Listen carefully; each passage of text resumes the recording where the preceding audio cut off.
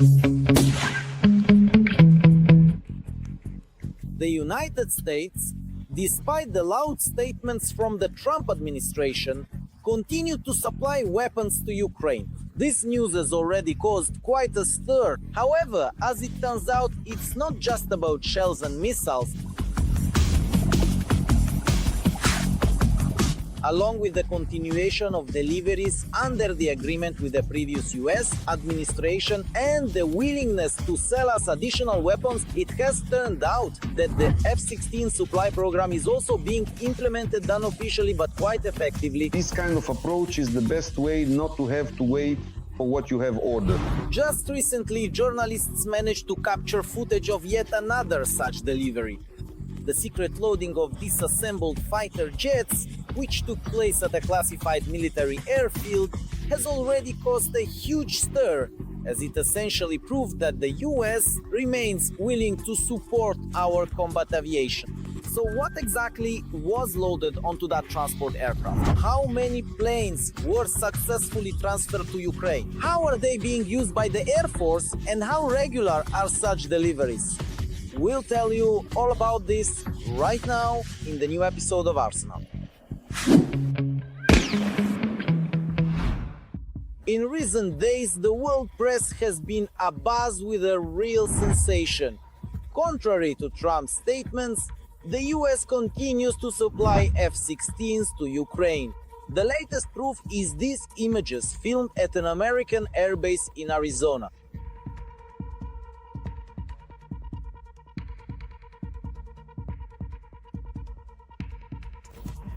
Here you can see the fuselage of an F-16 fighter jet, and in the photos presented you can spot at least 3 F-16s that are partially disassembled and wrapped in shrink film for transport in that very Antonov aircraft, which according to radar data was spotted during its flight to Poland, specifically to the airfield where military aid usually arrives.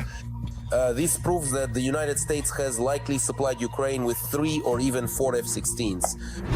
Considering that the branded Antonov An-124 Ruslan from the Antonov Airlines fleet was used for delivery, there is no doubt as to whom the cargo belongs. At the same time, it is worth noting that indirect confirmation that the aircraft have indeed been handed over to Kyiv can also be found in statements made by Ukrainian President Zelensky. This is especially true considering that these statements appeared simultaneously with the photos on the internet. Today, I also held a meeting on the development of our military aviation. First of all, regarding the Ukrainian F-16s, the aircraft that are already in Ukraine, the aircraft that will arrive in Ukraine in the near future, and the long-term deliveries, there were personnel decisions made to strengthen the management of military aviation. These decisions were made in the Ministry of Defense and in the General Staff. And now we are seeing some very good results.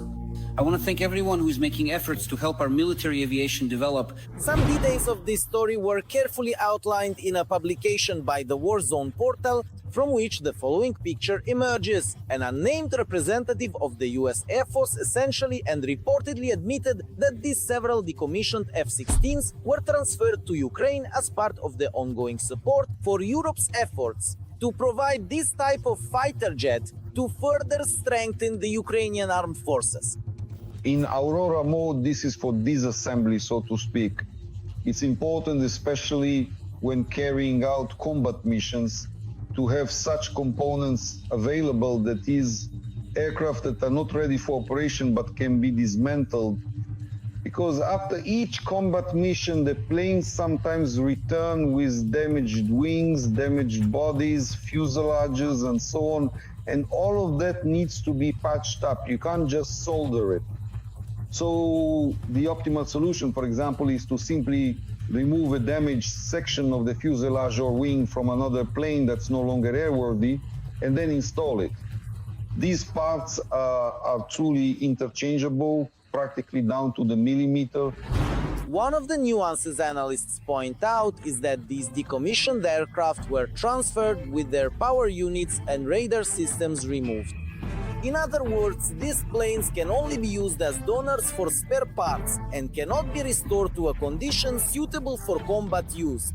But even so, Experts believe this is an extremely significant help for our pilots and aviation technicians. Regarding the transfer of military equipment to us, even if it's in disassembled condition or let's say not ready for combat missions, I want to say a big thank you and enormous thank you to the American people, the American military and the American Congress.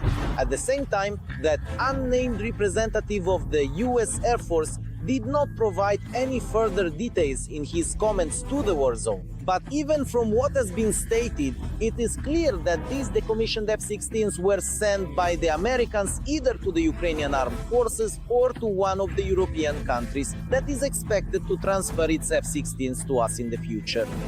This approach is best because instead of waiting for something ordered, our engineering and technical staff with a sledgehammer and some ingenuity can make anything from whatever is available. That's why practically all of our planes are still flying. This kind of transfer, especially when it comes to aviation equipment, should definitely be welcomed. The deliveries of disassembled fighter jets also coincided with statements from the Swedish side that preparations for Ukraine's SAAB radar aircraft, the ones with the dish above the fuselage area, proceeding according to the plan. Consequently, the transferred spare parts can be used to equip the maximum number of F-16s, which, once we have an airborne command post as part of a unified information system, will be able to carry out large-scale combat missions, making full use of all the advantages of Western technology. High bandwidth operational communications equipment makes it possible to transmit images directly to the aircraft. On the tactical situation display, the pilot can see everything in the area where he is operating, where enemy aircraft are and where enemy anti-aircraft systems are located.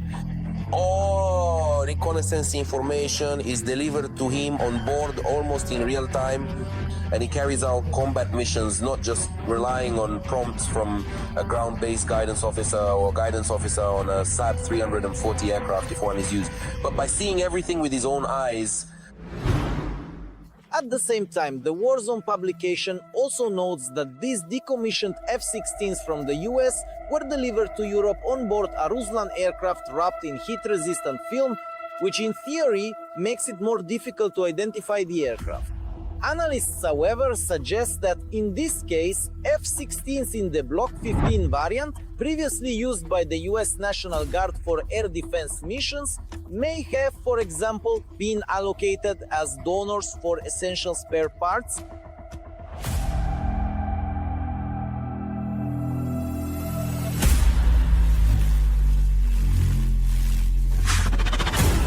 At the same time, experts remind us that it is not worth relying solely on the F-16s, and based on the experience of supplying spare parts for Western fighter jets, Ukraine should apply this approach to Soviet equipment as well, and intensify our search for spare parts for our own MiGs and Sukhois. We need to start gathering immediately, and wherever possible, MiG-29s, Su-25s, Su-24s, Su-27s and L-39s in any condition. That is even just so that later on we could, even a single fuselage could allow us, for example, to replace a section of the skin on an aircraft that is flying and carrying out combat missions. This is a very big, a huge support. Did you like this video? Then be sure to give it a like and subscribe to our new Arsenal channel. The link is in the description below the video.